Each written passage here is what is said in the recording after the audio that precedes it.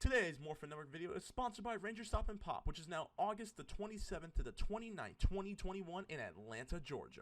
And Ranger Stop Convention, which is now November 11th to the 14th, 2021 in Orlando, Florida.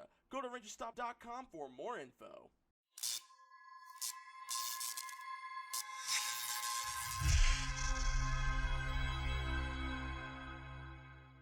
Roxy? Nice to see you too, Ravi. That's not Roxy. That's her evil avatar. Ignore her. One tiny blast and the whole building goes boom.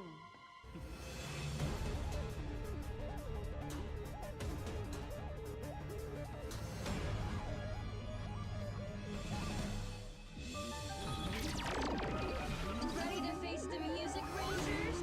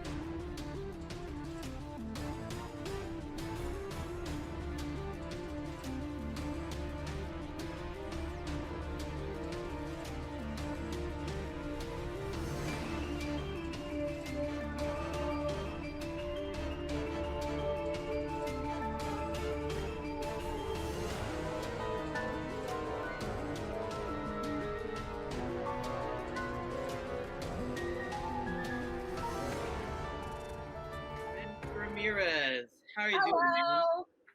Hi, how are you guys? Doing good, doing great. You're here in LA. So how are you? I'm doing good.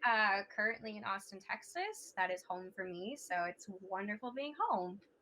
Awesome. By the way, love the dress. Oh, thank you. Thank you very much. Appreciate it. You guys don't know, I have Brandon Benfield from C43 as my special co-host. Thank you, Brandon, for being part of this interview. Thank you for having me, Ryan. It's good to see you. Good to see you, Liana. Good to see you too. Liana, Yes. how did you start with acting? How did I start acting?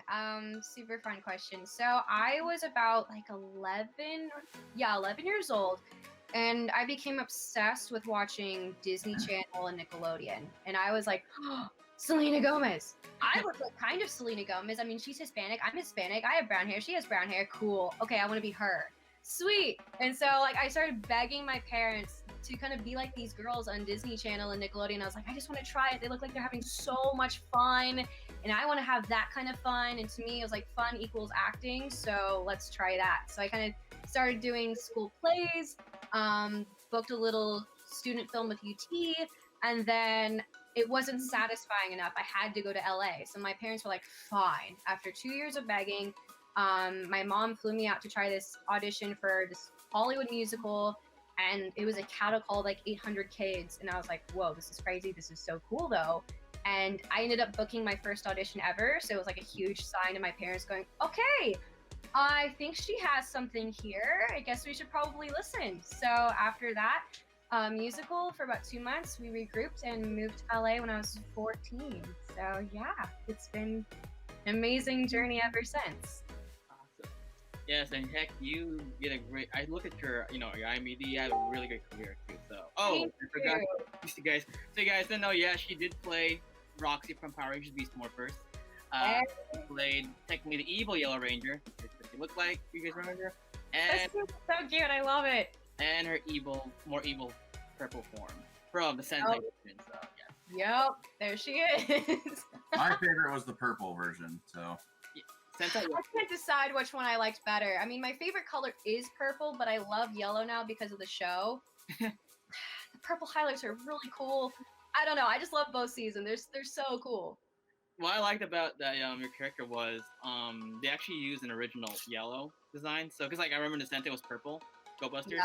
'Cause I loved Go Busters when I was in high school. Yeah, I mean gold. But yeah. So I'm actually impressed with it and glad we put yellow in there and purple too. So I mean, it was such a cool honor too. Like, I mean, any color you get in the franchise is so cool. But like the fact that Colby and we got to change colors was, I think, even cooler. So we had a really fun time with that. what was your audition process like in Power Rangers? What did you have to go through for that? Oh my gosh. Okay, so the audition process was crazy. It was a total of about 4 months. So it was pretty extensive and intense. So the first audition I got was a self-tape, and I just filmed it in my living room. I also sent in at the time a pretty decent stunt reel because I had been doing martial arts and stunt training for a few years prior to that. So I think that really caught their attention.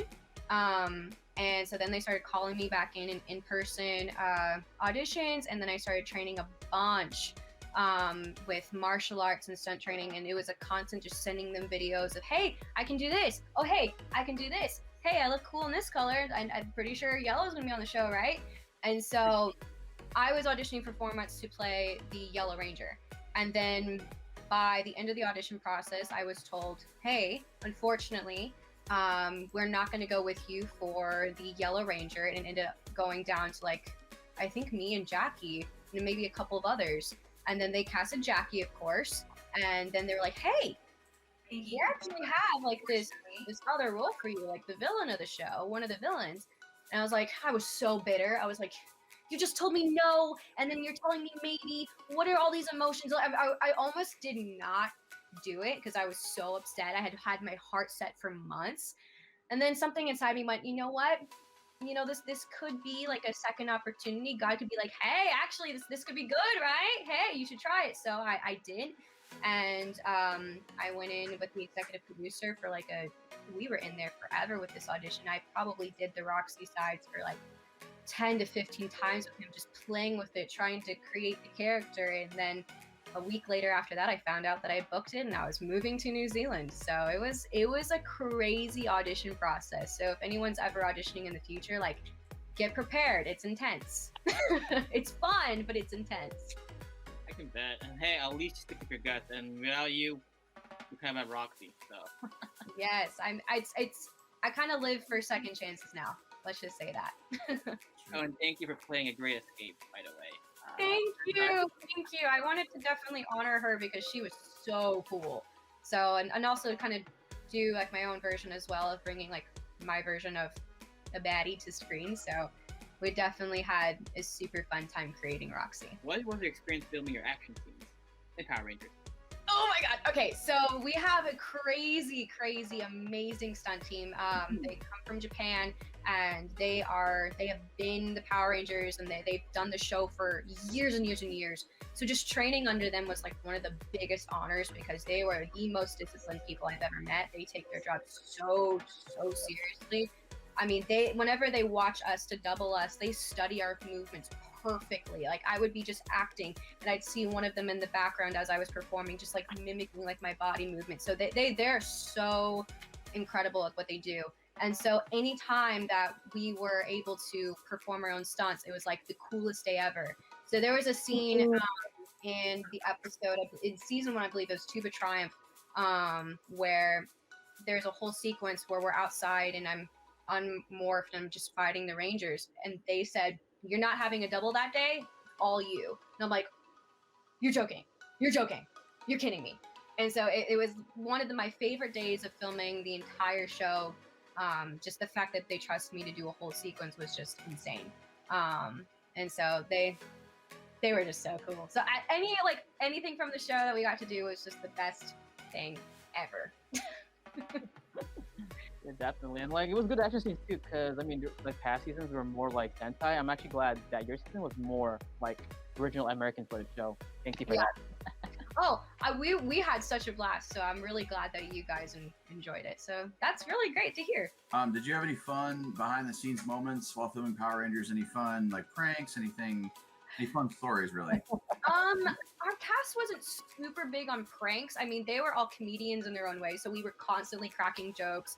Colby and I, whenever we were in our our little evil lair, constantly dancing, constantly jamming out to Beyonce and strutting around the set for sure with Scrozzle. And there was one day that we were filming on the beach, and it was season 2, and they still had some shooting to do, but a lot of us had wrapped for the day, and we were like, hey, production, do you mind if we like borrow some clothes and just go swimming in the ocean? And they're like, yeah, go for it. And so we were freaking out going, oh my gosh, like we had just wrapped and now we get to go swim in the ocean at the beach in New Zealand. So that was one of the coolest days on set, just getting able to just explore the environment and be in a really cool place in the world and getting to swim, and the water was perfect. So it was super fun. Yeah, when I saw your guys like videos of New Zealand, I'm like, dang, I want to go there right now. If you ever get a chance to, it is beautiful. I mean, stunning. When you're walking around, you're like, is this a virtual reality video game? Because this can't be real. It's beautiful. Yeah, because I love Lord of the Rings too, and then like if I was filmed there, I was like, oh yes, I need to go there because I'm a huge Hobbit, Tolkien fan. Yes, and you would love Hobbiton too. It's beautiful in their springtime. Absolutely beautiful in their springtime. Like the grass is the most green color I've ever seen. It's stunning. So what do you like about your character Roxy? Or like what was your favorite character trait of hers? Favorite character trait? Oh gosh. I mean, I definitely think it was her sass. The one thing that was super cool about her was when it comes to actors, every character is kind of a different process, and actors have their own process when preparing for roles. And for me, like I played a character called Casey in Starlight. For her, it was like such an in-depth character study of going, okay, what's my background, just diving in so heavily into her character. For Roxy was a lot of preparation, but at the end of the day, whenever I really began to work on the show, I was like, she's so fluid. She's a mystery, and every single day was different. And I just kind of went, I kind of do anything I want with her. And that's kind of how it happened. Is I didn't know what I was going to do on the day of. I really didn't know what I was doing, and that was the beauty of her. It was just, okay, this is how we're feeling today, and that's how Roxy was. Yeah. And so that was my favorite thing about her. It was like, she's so unpredictable. If her character was an animal, she would be a snake who could just strike at any moment and look, kind of cute, and she's going along, and then, so that was her, and that's what I loved about her. She's so unpredictable and sassy. To expand on your character, I feel like there were 4 different aspects of your character. There was the first season, there was like the gold, the gold version where you stayed alive the whole time. Season 2, they kind of amped it up to where you were dying every time or getting destroyed every time. But then also in season 2, you got to act. You got to be not only Robo Roxy, you got to be regular Roxy, human Roxy for those few episodes. And then there was the episode where you got to actually have the Yellow Ranger suit on for the episode. Can you tell me like what it was like, kind of having to shift your character around to kind of fit each one of those spots, and what was it like having that suit on for a day? Okay, the suit on for the day was amazing. That was actually our first week of shooting. Okay. So whenever we had that set built for episode 1, they were like, okay, we're going to put this, we're going to film this now. And so just getting to New Zealand and getting to put on that suit for a second, Colby and I were like, what? This is incredible. So it was one of the honors of being on the show was to wear the suit. And then getting to play Good Roxy along with Evil Roxy. Good Roxy was so fun, and it was such a refreshing day on set too, because Colby and I we got used to playing the evil baddies, so it was a nice change to just do something kind of innocent and romantic, and it was super fun playing along with Jazz, playing the girlfriend boyfriend thing. So it was awesome to have a variety, and having a variety as an actor is a dream. So I wasn't expecting that going into the show, and so it was just a gift every time something new would happen. And so I thank the writers for that, because it was just, ooh, something new today, yay! Yeah, I will forever love the moment where I'm kind of like Snow White in that little like coffin-looking thing where we're half as like we're asleep, and then Roxy comes in and tries to sabotage Roxy, like just the two Roxys in frame. I'm like, that's so cool. There's two of me. What? I've always wanted a twin, so that's cool. How closed in with that thing were you? Like, was it claustrophobic at all? Like, Yeah. The first time I was in it, I kind of had like, a little bit of an anxiety attack, because it's like it was right here on your face, and I had no idea I was doing that. And some of our IDs were like, "Oh shoot, we probably should have warned her." And I was like, "It's fine, it's fine. I need to get used to it." And then the days where like I got used to it, I would literally take naps in there. There would just be hours where I'd be sitting there, and the other actors would be around just doing their scene. I'm just like, I'm napping. let me out. No. Can you tell us about the process in creating your YouTube page? Oh, yeah. And I know your brother Jensen's huge on YouTube as well. So He's very big on YouTube. Yeah, his name is Adr Ramirez, and you can check him out on YouTube. And so what's funny about YouTube is I kind of started just posting videos while I was in New Zealand, kind of just documenting the process and also documenting my writing process and fun little vlogs here and there. And then my brother, he really jumped into YouTube. I think it was September of 2019, and his like YouTube career just skyrocketed out of nowhere.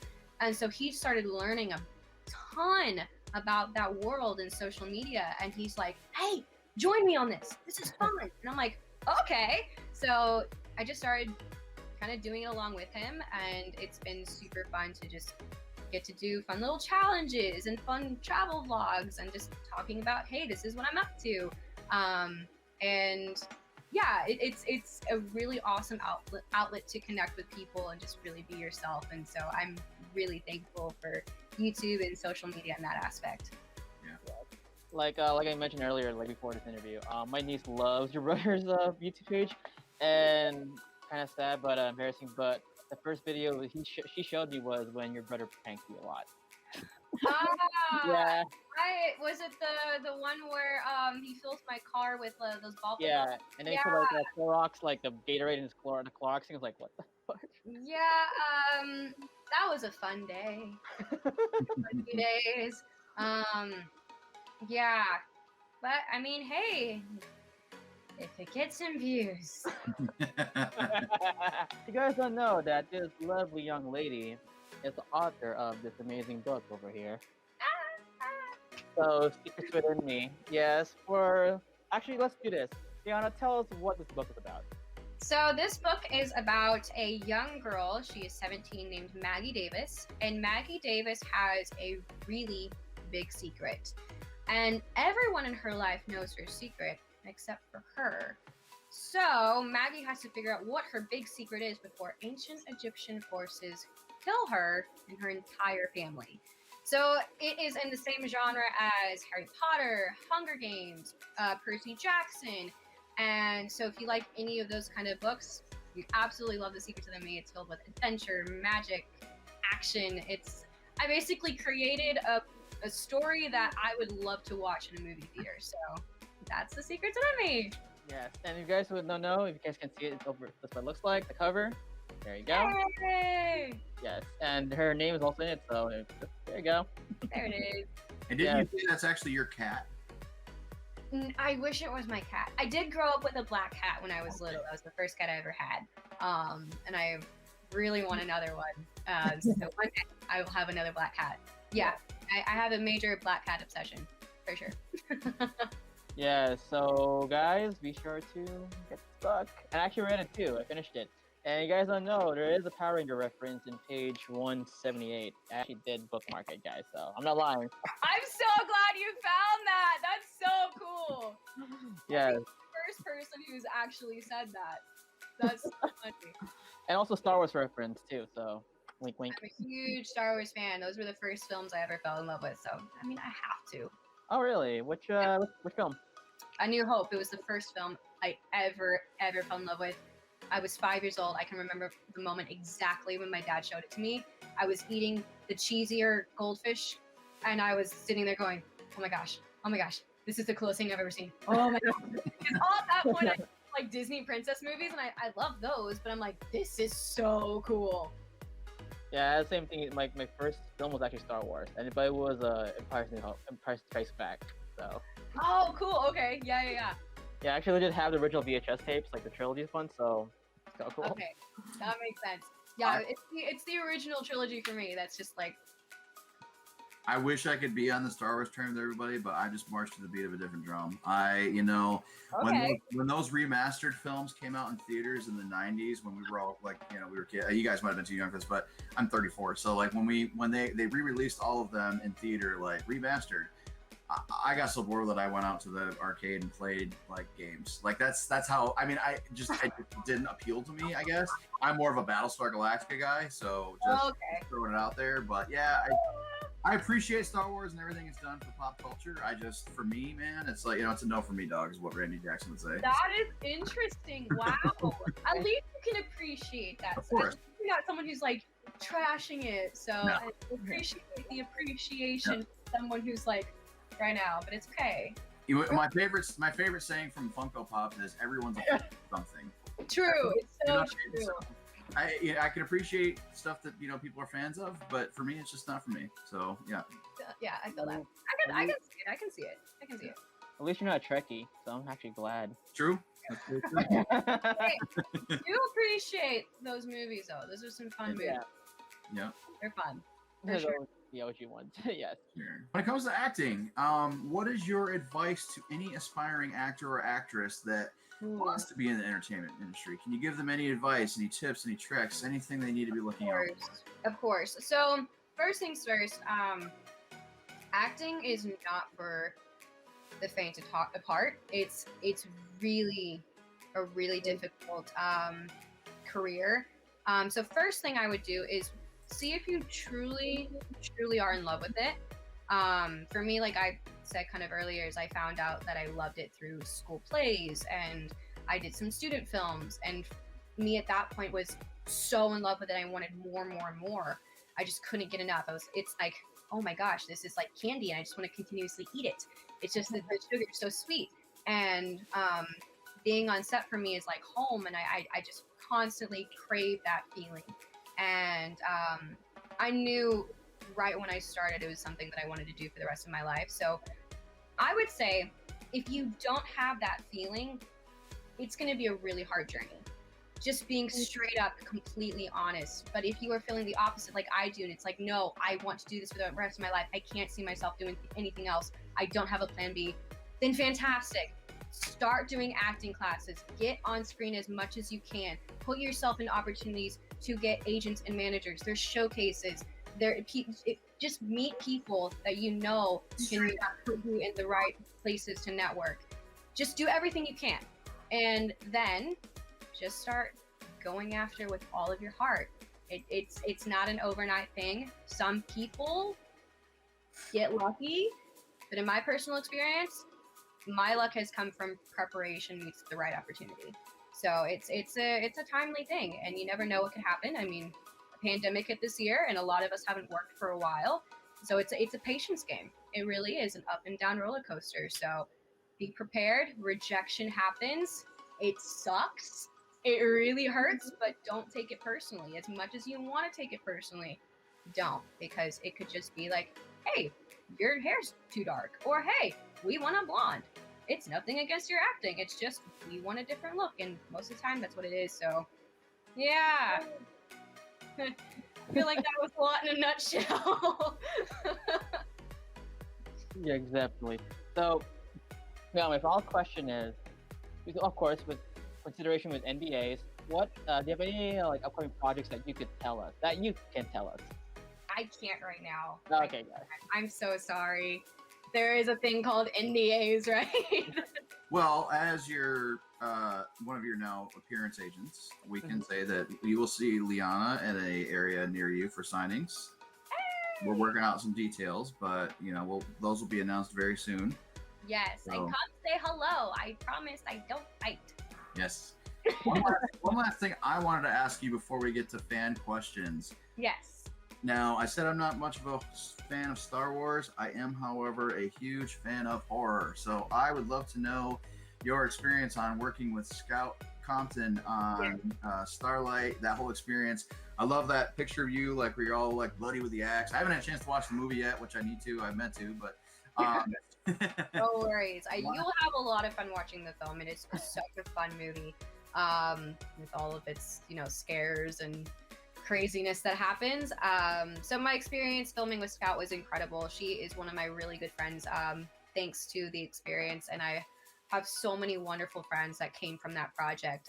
We filmed out in Kentucky, in a small town called Mayfield, Kentucky, and we filmed in this there's a horror film called Cabin in the Woods, and we're dying laughing because we had a cabin, but it was kind of the size of a humongous mansion. Yeah. So we were like, yeah, we're just filming Mansion in the Woods, it's great. And it's gorgeous. This house overlooked this beautiful lake, and we were just, it was kind of creepy at night because it was just a house surrounded by miles of woods. So we really got the feel of, we're filming a horror movie right now. And my first day was actually on Halloween. And the scene with the axe that you were just mentioning, that was on day one. And so it was a super fun film. It kind of follows the story of teens discovering a celebrity on the side of the road, and they take her in and take care of her, and things get weird. I've heard. Well, I guess I can't ask this because I haven't seen it, but there might be a killer, there might not. Was there any pranks on that set? Because I know there have been other horror movies where the guy that plays Jason will play jokes on them and actually scare the cast. Was there anything like that there?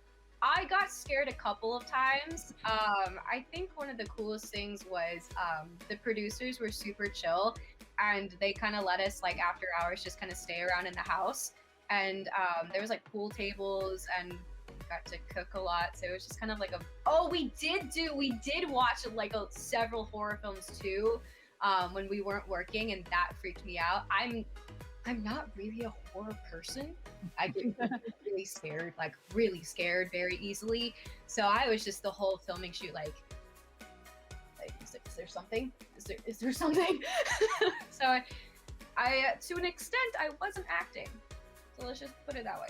That's cool. So there is actually. Oh, I want to add in something. So again, my niece loves your brother, but she also loves you in a certain show called Lab Rats. Can you tell us what was it like filming about Lab Rats? That was actually my TV debut, and that set was so funny. It was basically me just running around screaming and destroying the entire set the entire time. It was amazing. And I absolutely loved working on Disney, and I loved the cast of Lab Rats. They're some of the coolest people I've worked with. And they really made it feel like home. And because that was really the first thing I had done. And so I was really nervous going into set, oh my God, I'm just this girl from Texas. I've always wanted to be on Disney. And so it was truly I smile, you can tell I'm over smiling still from the experience. Yes. All right, guys, now we're going to fan questions and comments. So Liana, are you ready for your fans? I'm ready for fan questions. Awesome. Edward Sanchez says, hello, Roxy. Hello, Edward. Hello. Jordan Roxy. Wow, that's a nice name. Hi. Aaron Gills. Oh, hi, Liana. I love the Roxy and Blaze duo. Which was the funniest or favorite scene for you to shoot? Let's send you greetings from Argentina. Hello, Aaron from Argentina. Okay, so one of my favorite memories filming with Colby is we had this shoot where we filmed out in the woods. It was season, I believe, 2, and I guess it had just rained, and it rains pretty frequently in New Zealand. And there were so many cicadas around. There was hundreds and hundreds of cicadas around, and it was kind of messing with sound. And then it was kind of they would start jumping on us. And so there would be moments while we were shooting where we would be trying to morph and stuff, and then these bugs would just start crawling into our costumes, and we'd just be screaming like little girls. And that was one of my favorite moments on set because we could not get our stuff together as much as we tried.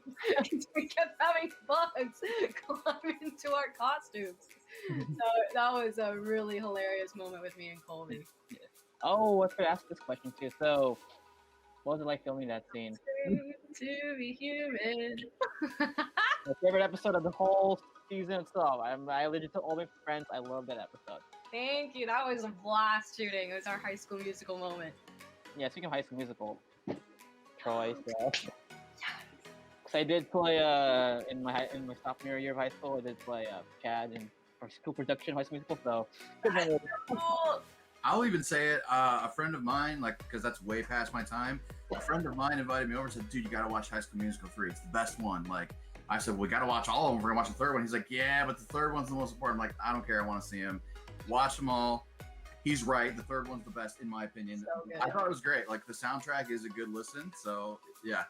I think the first one for me is my personal favorite, but I don't know. I love them all. I for 2 consecutive years, I had a High School Musical birthday party. Last year, I had a High School Musical 2 birthday party, and it was great.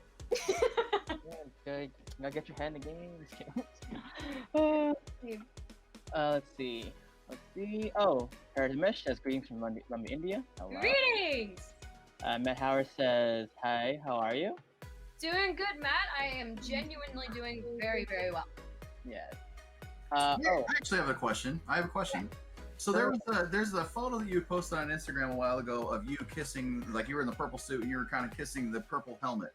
Did you get to wear the suit that day? Did you get to, were you playing, like, was the stunt person just next to you? Like, how? The stunt person was there that day for that particular day. But I was like, I think it was my last week of shooting.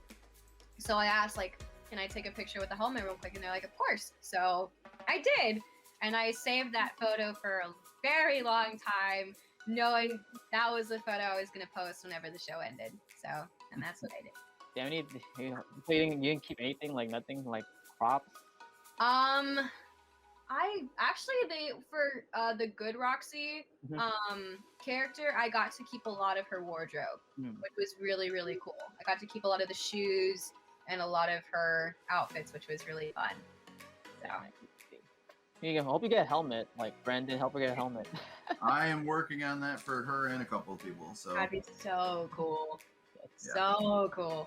Thomas Franco. Okay. Can you name top 10 evil villains you could team up per season? That's not Beast Morphers. Why don't we do 3? Yeah, 3. That's what the guys. Oh my gosh. Ah.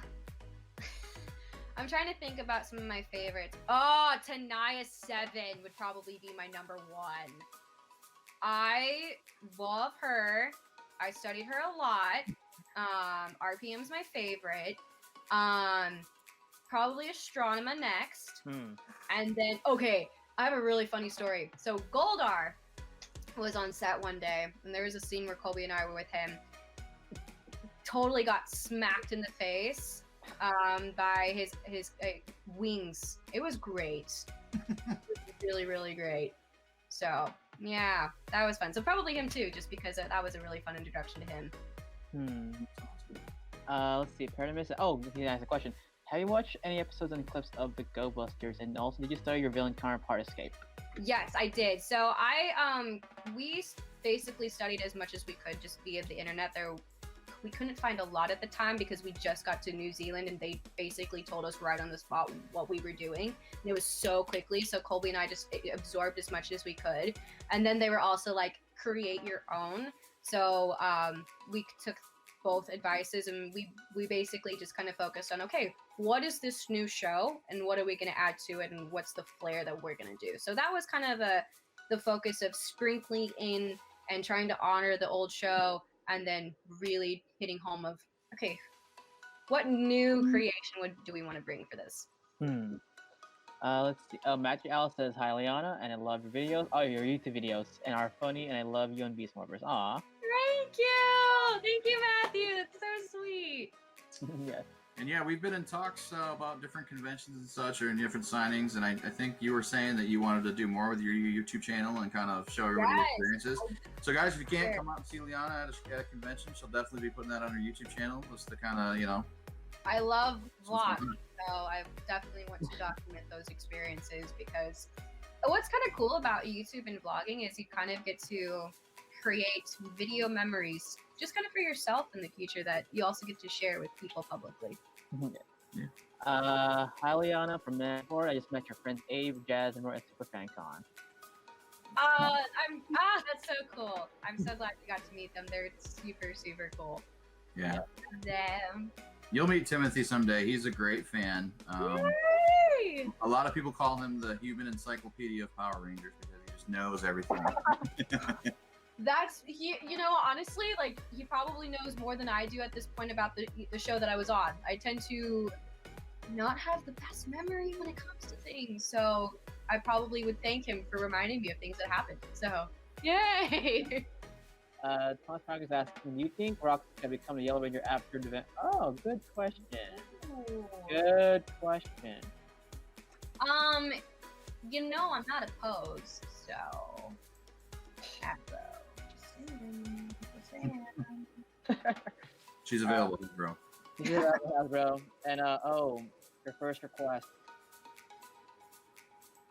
If you can Oh my god. do it. If you can do it. Oh no! Okay. Wrong again, lover boy. That was the old Roxy. Newsflash, Violet and Amber are this year's fashion colors.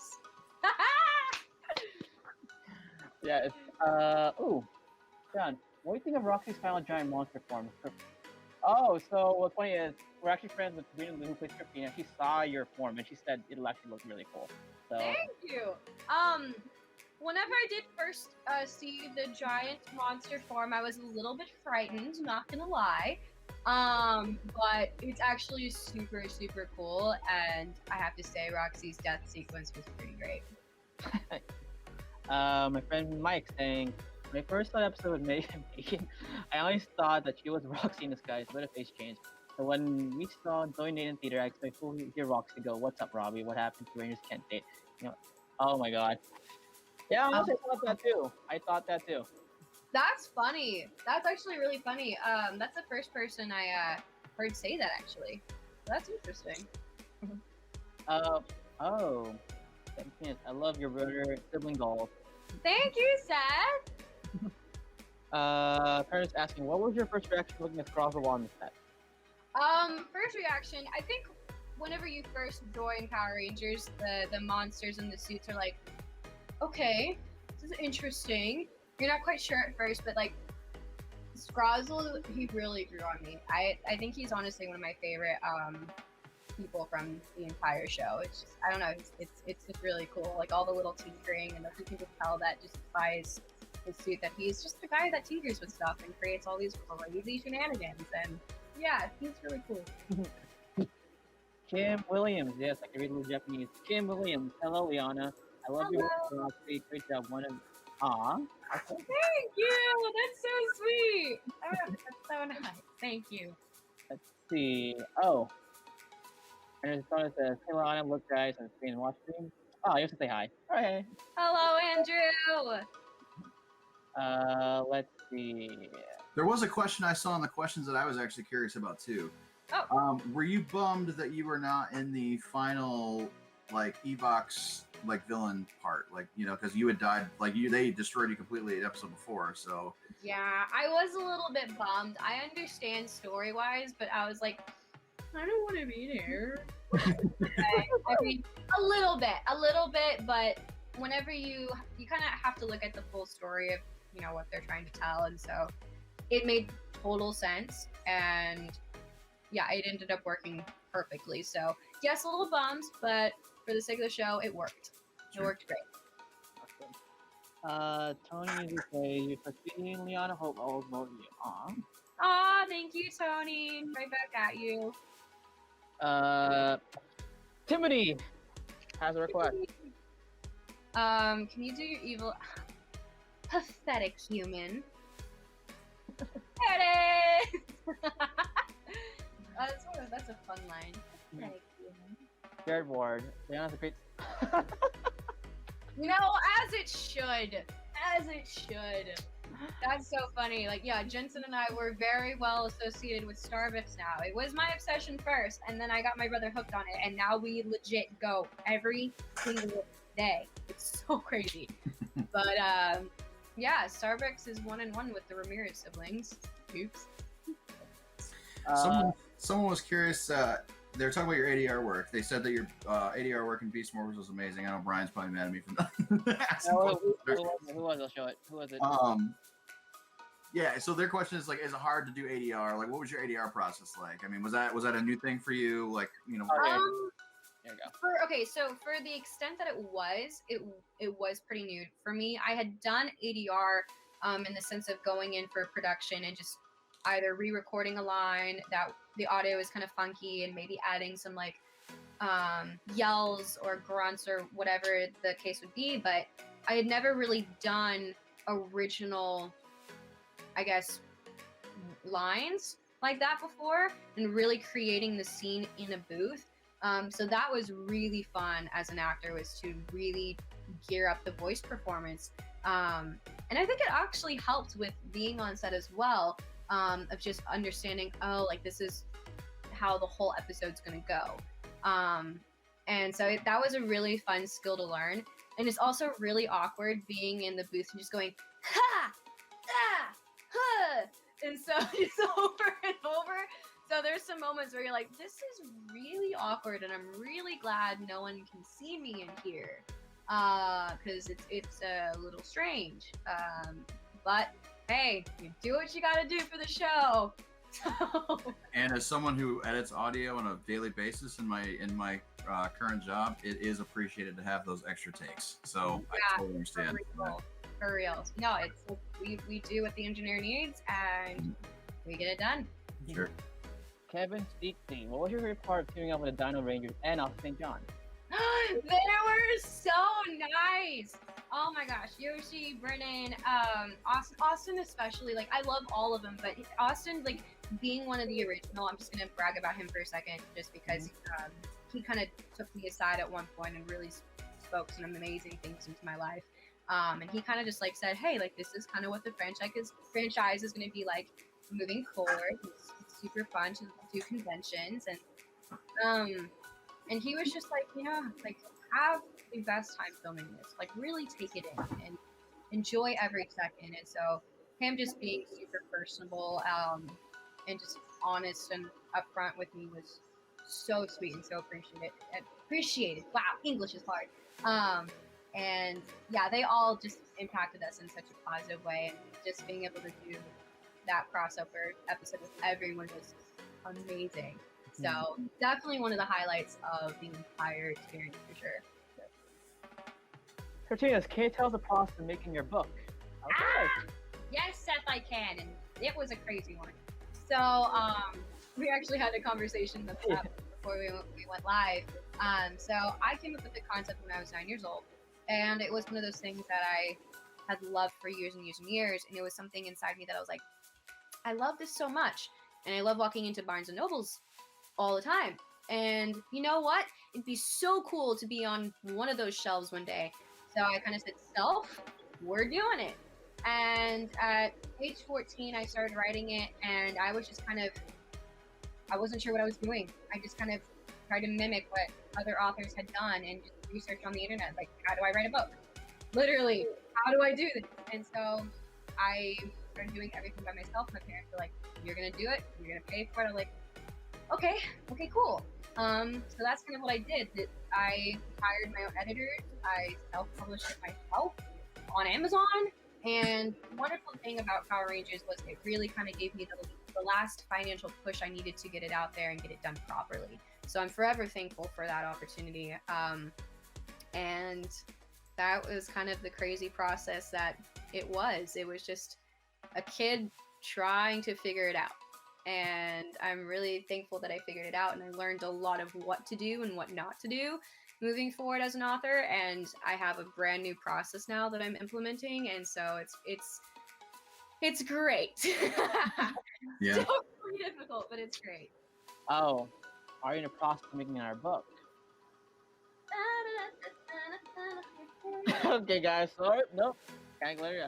I will say it is something to say though, like, for being somebody who is 14 years old, working on a YouTube channel, working on acting, working on being an author. I mean, you're not sitting around playing video games. No offense to anybody that does, but I mean, it's like you're being really productive, and that's really cool for being a 14-year-old on top of being in school. That's really something that's admirable, I think, for a lot of people. Yeah. Thank you. I guess I would say my hobbies just ended up being the thing that I wanted to do for work too. So that's one of the best things about set is every time I go to work, I'm like, this is just playtime for me. I'm still playing pretend like I did in my bedroom when I was 5. And so that's the most wonderful thing in the world is just I feel like I'm a kid all the time. And just I'm creating stories and creating content and just all I want to do with my life is put out something that people can escape from this crazy world. Like I want to create amazing escapes for people and hopefully inspire people in the process to do what they love to do.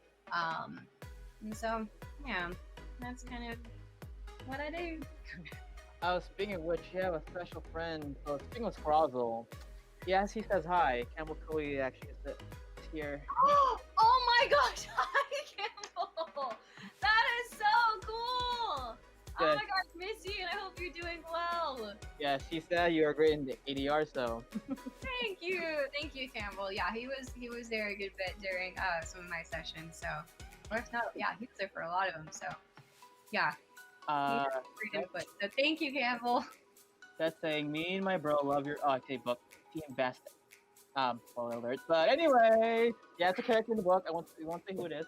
More than ever, can you have Liana back for?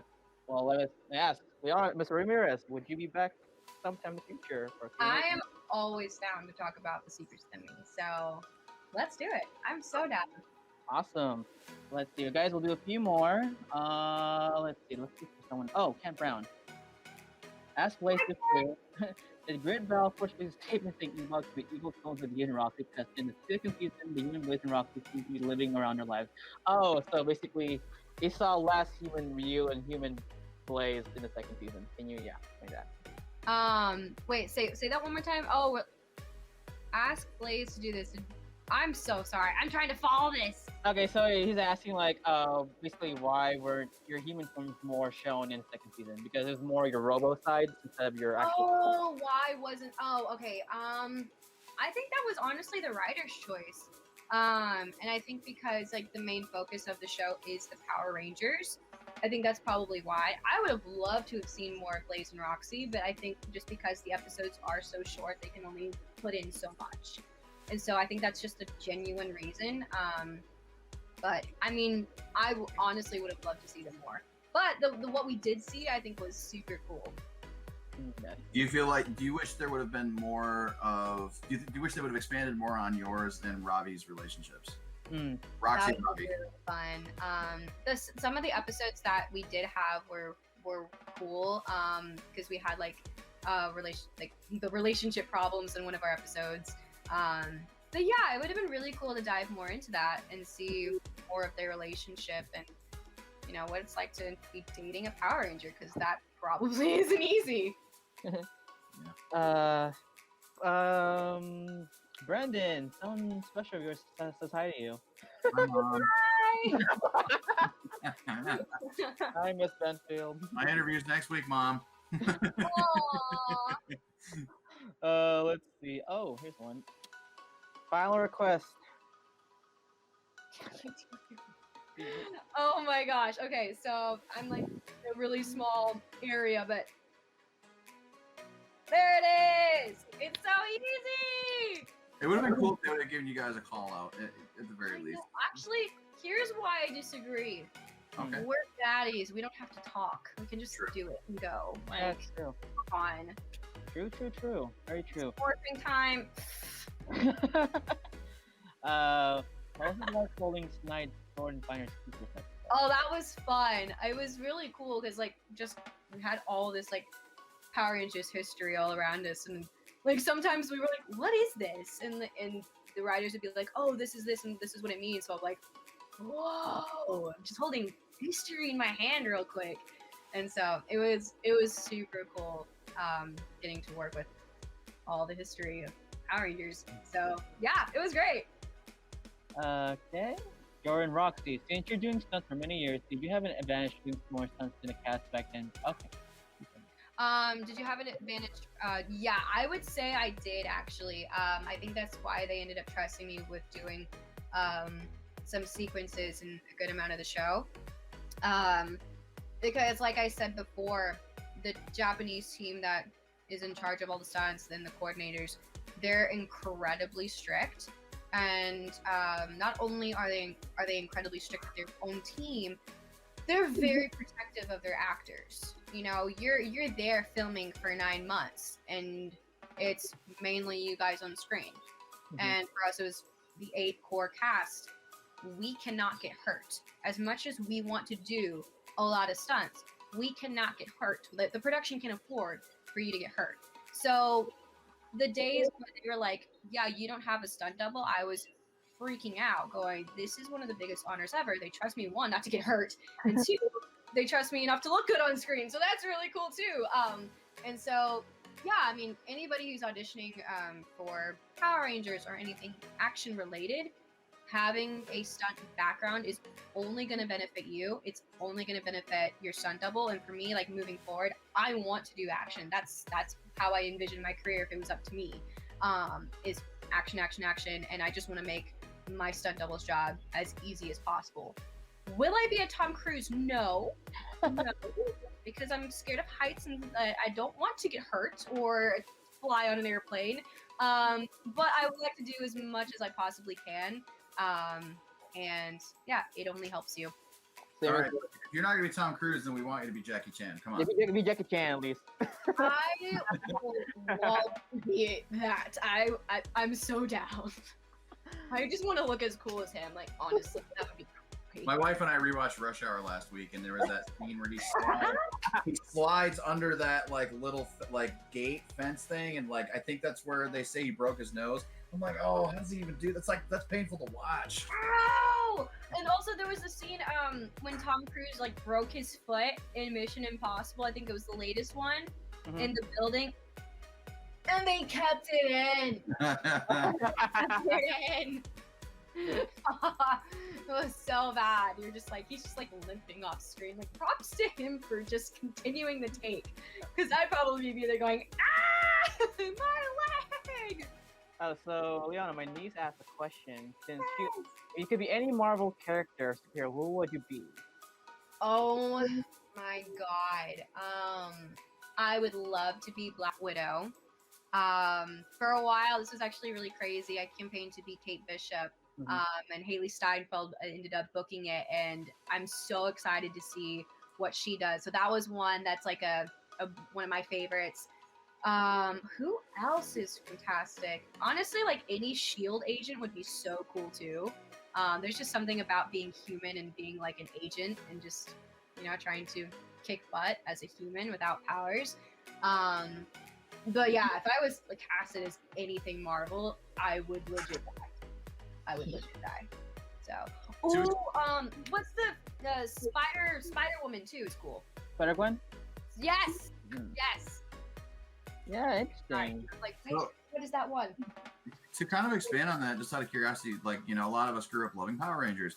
What was like your thing that you were like such a nerd about growing up when you were a little kid? And I heard a little hint of singing in there, so I'm going to ask this too. Who are your like musical kind of inspirations? And okay, so Star Wars was the thing I was the biggest nerd about. At one point, whenever I discovered I loved writing, I tried to legit rewrite the entire franchise to put myself in. I was like, wait, I want to be like another long lost sister of Luke Skywalker. And it was so funny too, because I just started writing and my dad's like, okay, this kind of makes sense. Weird. And so yeah, that was probably my thing 100% growing up. And then musical, my favorite musicians and artists, I think some of my favorites, they're all like female pop singers. Like, I love female pop singers. Like, I grew up listening to Jennifer Lopez, Britney Spears. I love Ariana Grande and her music. One of my favorite artists right now is actually a DJ called Imanbek. He was the dude that did Roses. And then he just did like an EP with Rita Ora, and it's just so good. So any kind of music that gets me up and wants to dance, like that's what I want to listen to. Sure. Speaking of Ariana Grande, I actually did meet her when I was 15. Really? Yeah, so because because like Nickelodeon was like it was near my high school because I was like in my freshman year of high school and it was full of like Yeah. Victoria's Festival. Yeah. I legit saw her because there was like a huge posse around the Panda Express. I'm like, what's going on? And it legit was her. Like, hey, you're like a girl from Victoria's, like the red hair. I was like, yeah, it's me. She's actually short, but she was nice. I loved her. She's apparently like 5 foot. Yeah, she was. Tiny. Yeah, I was like, damn, you're short, but heck, she was sweet. So I liked that about her. I've heard she's very sweet. That's so cool. All right, guys, we'll do maybe 4 more. Let's see. Oh, Adr Roxy. We should do more videos on your YouTube channel. That's good to know. Based on that shirt. Yeah, because I'd love to. So, super down. Let's go. Lauren. Oh, you're new. Hello, Lauren tells her book. Hi, Lauren. Hi, Lauren. Where does she get her inspiration? What sort of books does she? Oh, what? There we go. What books? Okay, so this is actually a fascinating story to answer this question. So my favorites of all time are Harry Potter. And what's interesting is I became kind of like a Potterhead way later in life. I did not grow up reading the books. I did not grow up watching movies. It was like when I was maybe 18, I got into them. And the reason for it was I actually had something wrong with my eyes growing up. I had like this thing that was like a lazy eye where I legit had to go in and get eye therapy. So I would be the kid in class who would take years to read anything.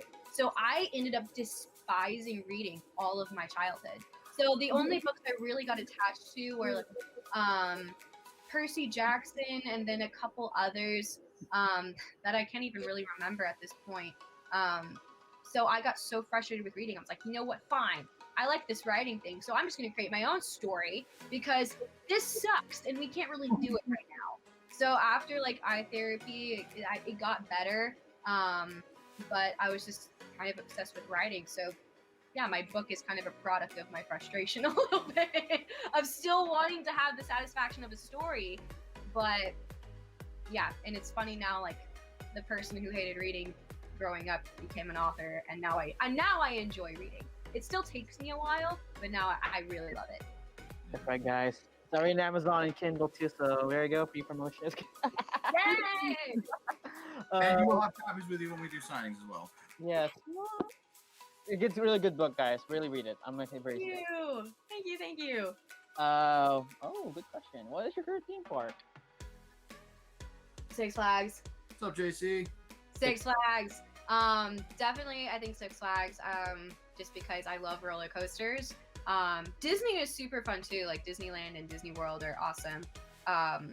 But the one thing that I love about Six Flags, the Magic Mountain one in LA, is just there's so many roller coasters, and you just like run to this one, run to that one. Okay, great. So, yeah. Wait, you said you were scared of heights. I'm surprised. You like roller coasters. Oh, okay. If I'm on a roller coaster, it's going so fast, I can't really process how high I am. But it's the reason why I hate Ferris wheels. I can't do them.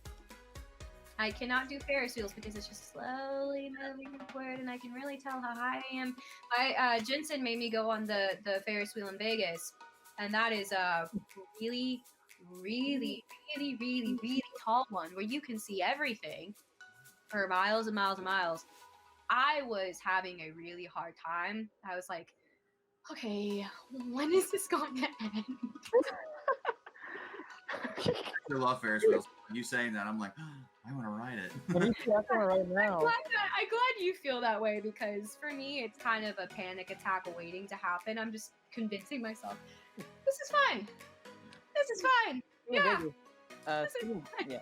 Speaking of Vegas, do you go to Luxor? Since the book is based on Egyptian, so you actually go. Yes, I've been there. How? Cool. That's a wall. I did go to the Luxor when I was in Vegas, and I cried actually because I'm like, I'm inside a pyramid, and this is insane. It's the closest I've ever been to Giza, so I was like, this is so cool, and the inside's super cool as well. So it was awesome. I actually have a vlog on YouTube where we filmed just going around Vegas and we filmed that moment. So that's a really cool memory to have there. So yay! Let's do one more, guys. Okay, how would you imagine Robo Roxy to be like if he got infected with Evo? Oh, interesting. Oh wow. I feel like he would be incredibly reckless. Just incredibly reckless, incredibly destructive. Just because like his character with like the strength and like the gorilla DNA, yeah, I feel like that would just be like he would just be a mess, just a destructive tornado. Yeah. All right, this is actually a good one. We'll do the last one. Jed Thomas Powell. Wow, Liana, if you could work with any past or present ranger, who would be and why? So basically, who will you not work with yet? Oh, I think JDF would be kind of cool. All right, that would be a fun one. Yeah, I feel like that'd be fun. All right, guys. Well, this guy keeps asking. All right, guys. One more. I mean, oh, that's totally fine. What was your reaction when the reveal? Oh, that was so cool. When we had our table read, when we discovered that, everyone was like, no, just like banging the tables, like, no way.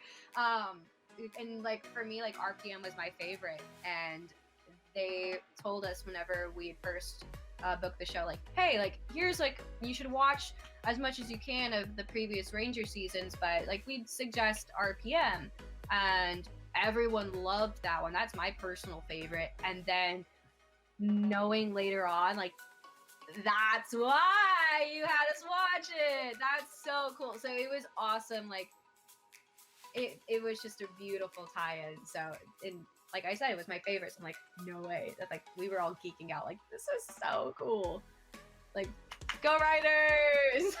Yeah, what's funny is when we were at Morphicon, when we saw the virus, like legit when he got announced, like Leon, Jackie, Rory, and Jazz, we're like, hey, I was talking to my friends, like, do you think this might be Venjix? Like, nah, it's not gonna be Venjix. Like, I don't know. And then look, and I'm like, all right, let's bet $5 to be Venjix. And I'm like, 2 years later, I got like $5. Like, yes. No way! Yeah. I can't believe that you called it right then. Yeah, I was like, legit, I was like this, like, you know, like lined up, like, hey, would it be cool that's actually Venjix? And he's like, nah, no, it's not possible. I'm like, all right. That's a good question. And you said you were in the room when they were revealed. What was that experience like for you? It was the coolest thing to like see your friends, like everyone just freak out over your friends. And it was a really cool experience to be like in the crowd incognito, like, I'm a spy. You have no idea.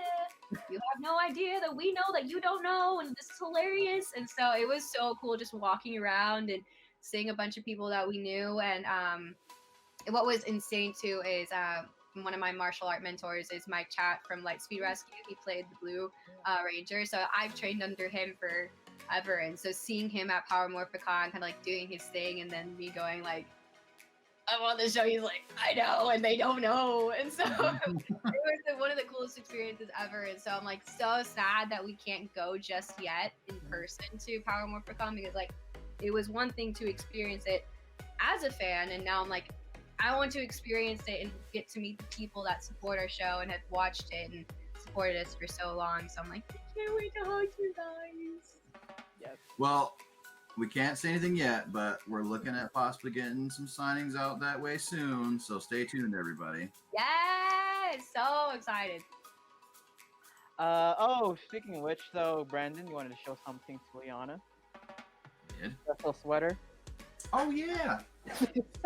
So, friends of Karson's Korner, we made you a sweater. Now they kind of tend to hook up everybody like in the Ranger fandom when they can. So they made you your own purple Roxy hoodie. No way. Yeah. Ah, that's so cool. It's so cute. Just out oh of my Korner. God. I cannot wait. Yeah, so shout out to Karson's Korner for making Liana's amazing hoodie. Thank you. I'm so happy.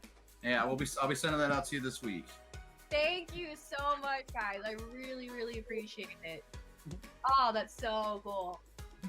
We'll do one more comment because it's actually good. Liana, you would be a great cheek of this. Yeah, You Love know what's so funny is I auditioned for that. really. And I got pretty close. And it was right before I had auditions for Roxy. And what was great is I actually wore the same outfit I did to audition for Shigo for Roxy. So I'm actually really thankful that it ended up being Roxy. But thank you. So that's a really fun thing that it's like, yeah, that's so cool. Thank you. Yeah. Yes. Oh, well, that's pretty much it. Okay, guys. Well, thank you guys so much for being part of this interview. Hope you guys have a awesome Sunday. So, Liana, before we leave, where can you find you on social media? Yes. Okay. So you can find me on social media on Instagram, TikTok at Liana K. Ramirez. You can find me on YouTube at Liana Ramirez. And if you want to buy my book on Amazon, it's on Amazon. So hey. Yeah. So, yeah, that's my stuff. And no worries, Brandon. I got you, bro. I got the book for you, man. It's over here. It's shipping right now. Thanks, man. I appreciate you. I'm gonna give it a read. Yes. I hope you enjoy it. Yes. All right, Brian. I'm gonna do this. I'm gonna give you a quiz on it too, because yeah, you actually read it, so we'll see. That's only fair. Excited. Wait, Brian, should you be giving the questions out or should I be giving the questions out? Just like, I mean, I don't know. He did catch the Power Rangers reference. So. you did. That is fair. That is fair. Honestly, student. like, at this point, you probably would catch things. I'm like, I put that in there. Oh. Yep. You guys wondering, the Power Ranger reference is on page 178, and I know because I actually bookmarked it. So. That is so cool. Hello, Brandon. Brandon, where can you find you? Social media. You can find me, Brandon J. Benfield on Facebook, at bben43 on Twitter, and at Brandon Benfield 43 on Instagram. You can follow my booking page at Studio 43PD on Instagram, Twitter, and on Facebook. Awesome. You can find me on Instagram, DancerBoy247. Yes, I am a choreographer and dancer. And please follow us on Facebook, YouTube, Instagram, and Twitter at Morphin Network and MorphinNet. And if anybody out there is a promoter and wants to have Liana at your store signing, contact me, Brandon, at studio43pd.com. That's right. All right, guys, this is Morphin Network. Stay safe, guys. Have fun. I mean, stay out there. Don't worry, we'll get through this. And yes, thank you, Liana, for being here. Yes? Well, thank you so much for having me. This has been an absolute blast. Yes. And yes, guys, I know you guys want to talk about the books that I see you. We will have her back maybe sometime once this guy finishes the book. Right, Brandon? With He's like, yes. All right, see you guys. Bye. Bye. Today's Morphin Network video is brought to you by Karson's Korner. Karson's Korner is a black LGBTQ owned small business. They sell merchandise and apparel on pop culture franchises. These franchises include King of the Hill, Dragon Ball, Sailor Moon, and of course, most importantly, Power Rangers. If you're interested in getting their amazing merch, be sure to check them out at www.carsonscorner.com.